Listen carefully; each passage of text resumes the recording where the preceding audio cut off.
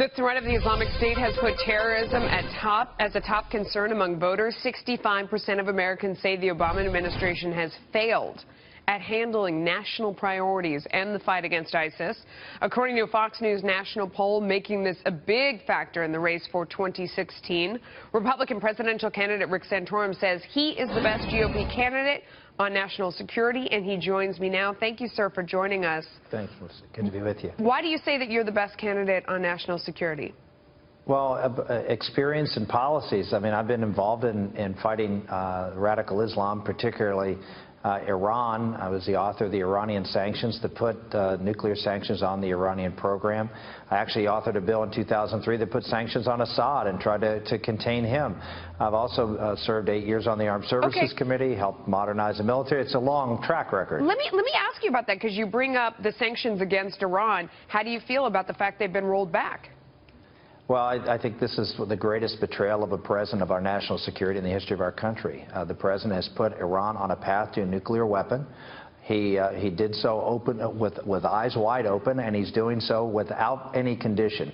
The fact that Iran has twice now violated this agreement, once by launching ballistic missiles, which are only used to carry nuclear weapons, and secondly, by not cooperating with the International Atomic Energy Agency and divulging their nuclear program up to this point. That was one of the requirements of this agreement, and they have not done so. And in the face of that, in the case of the ballistic missile tests, the Obama administration said they were going to impose sanctions. President Rouhani gets on and does a tweet saying we'll retaliate, and he backs down. And on the other issue, he says, well, we really didn't expect the information anyway.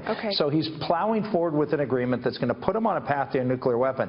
That can't happen. Iran is a dangerous theocracy that wants to bring about the end of the world, because that's what they believe will be their theological aim. I don't want to run out of time before we ask you what you would do about the ISIS problem. We have to take their land. ISIS has declared a caliphate, which means they believe that they are the legitimate rulers of Sunni Islam. And if we do not call that into question, how would you take their land? We've got to deploy troops in the southern part of, in Anbar province to support the Sunnis. And secondly, we have to start arming the Kurds, allowing them to go on the offensive in the northern part and take their land. If we take their land under Islamic law, they become delegitimized as a caliphate and will not be followed, and all these attacks will begin to abate.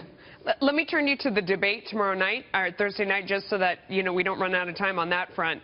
What are you doing to prepare? Here in Iowa, doing a whole series of town hall meetings today. We'll be doing some in South Carolina tomorrow. I'm meeting with voters every single day, taking as many questions as I possibly can, and I found out last time around as well as this time, that's the best preparation you can have. Okay. Thank you so much for joining us, sir. Good luck to you. My pleasure.